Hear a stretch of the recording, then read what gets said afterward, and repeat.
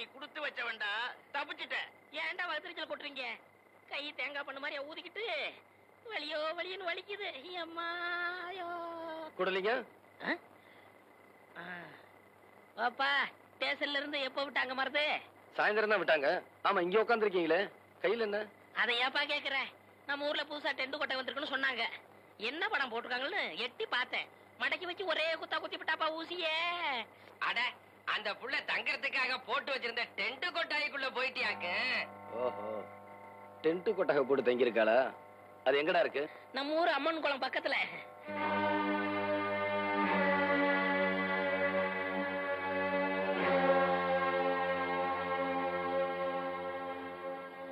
ஏய், ஒன்னதான். என்ன? இப்போ உன் டென்ட்டை நான் எரிக்க போறேன். பொம்பளையாச்சான்னு பாக்குறேன். கட்டிக்கிற துணிமணி இருந்தா எடுத்துக்க. கொளுத்தனம்னு வந்துட்ட, அப்புறம் அதுல என்ன தர்மம் நியாயம்? நீ எதுக்காக வந்தியோ அதை சீக்கிரமா முடிச்சிட்டு போ. ஏய், உனக்கு ரொம்ப திமிரடி.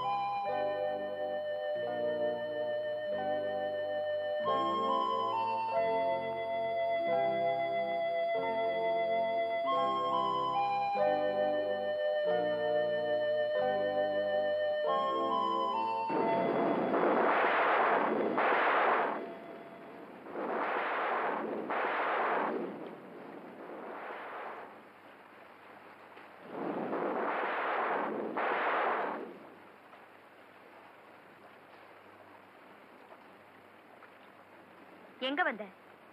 நான் எப்படி கஷ்டப்படுறேன்னு பாத்துட்டு போக வந்தியா? என்ன மன்னிச்சிரு, எனக்கு மழை வரும்னு தெரியாது. மழை வந்தது மனசு கேட்கல, அதான் ஓடி வந்தேன். வந்த பார்த்தேன், நீ போலாம். நான் பார்த்துட்டு போறதுக்காக வரல, நீ மழையில நனையக்கூடாதுங்கிறதுக்காக வந்தேன். நான் நினைறத பத்தியோ காயறத பத்தியோ நீ கவலைப்பட வேண்டியதில்லை.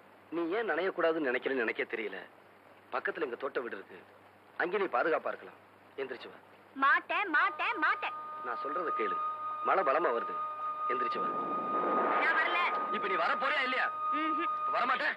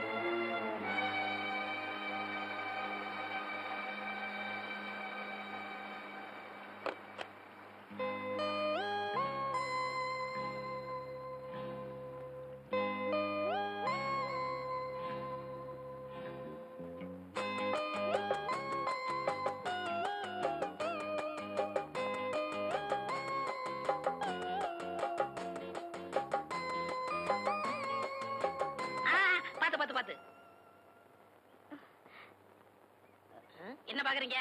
அதுதான் உங்க டென்ட்.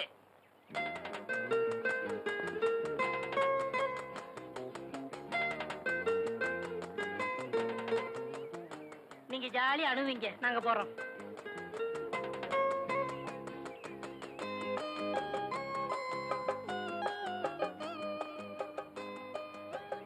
வாங்க. என்ன பாக்குறீங்க? இது உங்க வீடுதான். உள்ள வாங்க. வாங்க.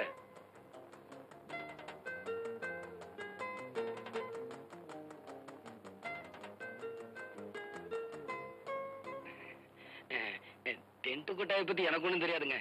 சின்ன வயசுல என் கூட படிச்ச ஒருத்தன் டவுன்ல இருக்கான், அவன் வாங்கி கொடுத்தாங்க. எனக்கு ரொம்ப பிடிச்சிருக்குங்க. எனக்கு ரொம்ப பிடிச்சிருக்குங்க. நான் கூடாரத்தை சொல்லல, உங்களை சொன்னேன்.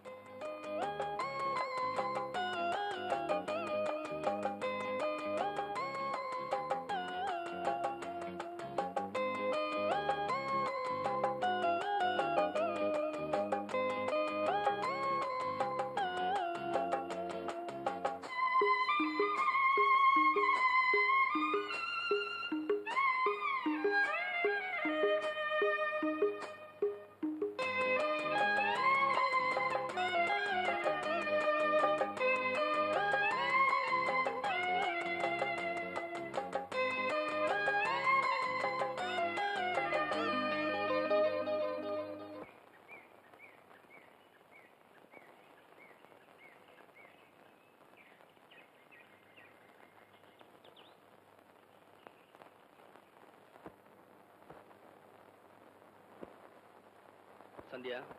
அடடே நீங்களா? வாங்க வாங்க. அப்பா நான் சொன்னேன்ல மருது இவர்தான்ப்பா. Hello, I am Gowri Shankar. உனக்கு யாருமே இல்லைன்னு இவர் அப்பாங்கிறியே. Fantastic fantastic. சந்தியா என்னுடைய மக, நான் அவருடைய அப்பா. ஆனா உண்மையிலேயே அவ யாரோ நான் யாரோ. சார், நீங்க சொல்றது எனக்கு ஒண்ணுமே புரியல. மிஸ்டர் மருது மெட்ராஸ்லயே என் தமிழ்நாட்டிலேயே பெரிய மருந்து கம்பெனிக்கு சொந்தக்காரன் தான். என்னுடைய கம்பெனியில் தான் சந்தியா வேலை செஞ்சுக்கிட்டு இருந்தா. எத்தனையோ பெண்கள் வேலை செஞ்சுக்கிட்டு இருந்த அந்த கம்பெனில சந்தியா மட்டும் என்ன பெருசா கவர்ந்துட்டான்.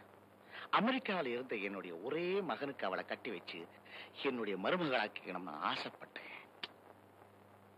வேண்டாம் வேண்டாம் அவளை கட்டாயப்படுத்தி கல்யாணத்துக்கு சம்மதிக்க வச்சேன். என் மகனுக்கும் சந்தியாவோட போட்டோ அனுப்பி அவனுடைய சம்மதத்தையும் வாங்கினேன். கல்யாணத்துக்கு தேவையான எல்லா ஏற்பாட்டையும் பண்ணேன்.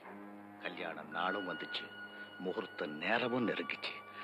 ஆனா ஏன் உங்க பையன் அமெரிக்கால இருந்து வரலையா? வந்தா பாஸ்டர், ஒரு வெள்ளக்கார பொண்டாட்டியோட.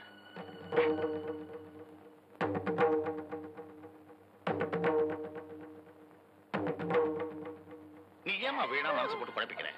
Just everything happen like a dream. Marudhu, என் பையனை நான் வீட்டை விட்டே துரத்துட்டேன். மன்னிச்சிருங்க சார். இங்க வந்ததும் உங்களை பார்த்தப்போ உங்க மேல எனக்கு மரியாதையே இல்லை. ஆனா இப்ப என் மனசுல நீங்க ரொம்ப உயர்ந்துட்டீங்க. சந்தியாவை பொறுத்த மட்டும் இனிமே நீங்க கவலைப்பட வேண்டாம். அவளை நான் மனைவியா ஏத்துக்கிறேன்.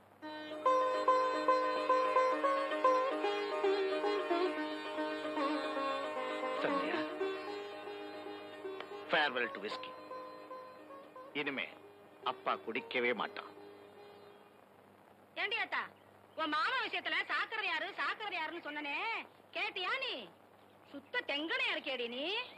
இத பாரு தச்சி, என் மாமனை பத்தி ஏதாச்சும் சொன்ன அப்புறம் நான் உன் புருஷனை பத்தி சொல்லிடுவேன். ஆமா, எனக்கு என்னடி வந்துச்சு?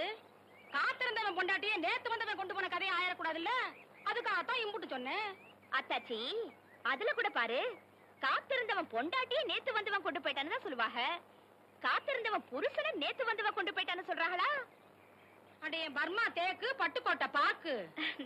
இது என்ன அத்தாச்சி, இன்னும் எம்புட்டோ விஷயம் வச்சிருக்கேன். அதையெல்லாம் கேட்டீங்க அசந்து போயிருவீங்க.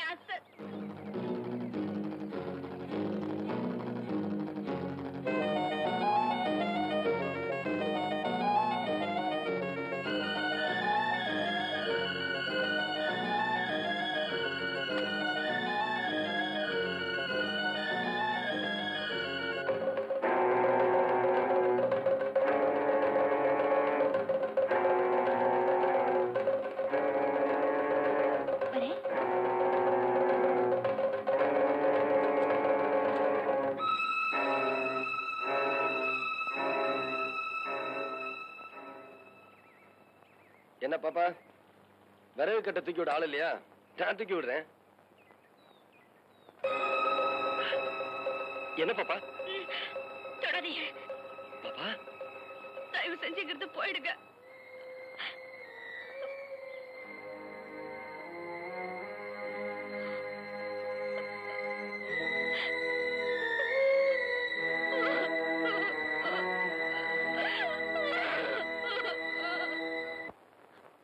உன்னை தூக்கி சுமந்த நெஞ்சில இப்படி நெருப்பள்ளி கொட்டுறியப்பா. என்ன மன்னிச்சிருக்கா. எனக்கு ஆத்தா முகம் தெரியாது. நீ எனக்கு அக்காவா பிறந்த. ஆனா ஆத்தாவா என்ன வளர்த்த. உன் மனசு நோக்கிற மாதிரி நிச்சயம் நான் நடந்துக்க மாட்டேன்.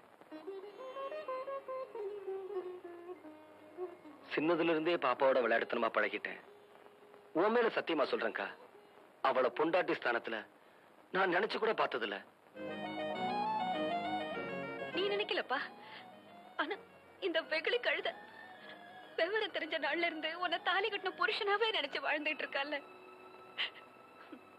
நீ சாப்பிட்ட எச்ச இலையில அந்த புள்ள திருட்டுத்தனமா சோத்து போட்டு திங்கிறத நான் எத்தனை நாளைக்கு பார்த்திருப்பேன் தெரியுமா?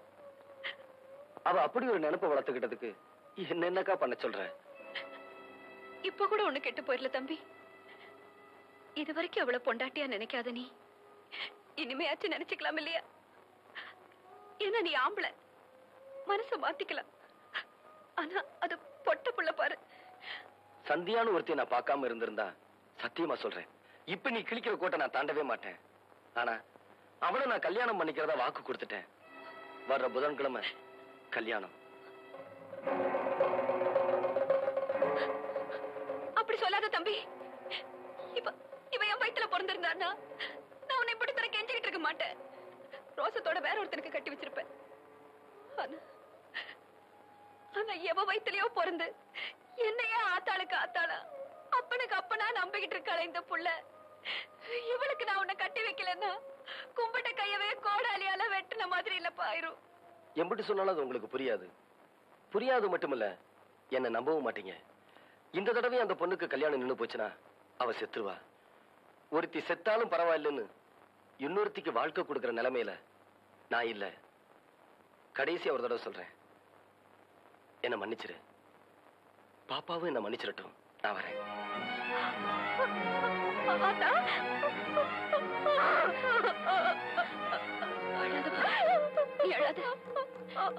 இதுக்கு பேர் தான் விதின்னா இதை ஏத்துக்கிறத தவிர நாம வேற என்ன பாப்பா செய்ய முடியும்? நீ அழாத பாப்பா.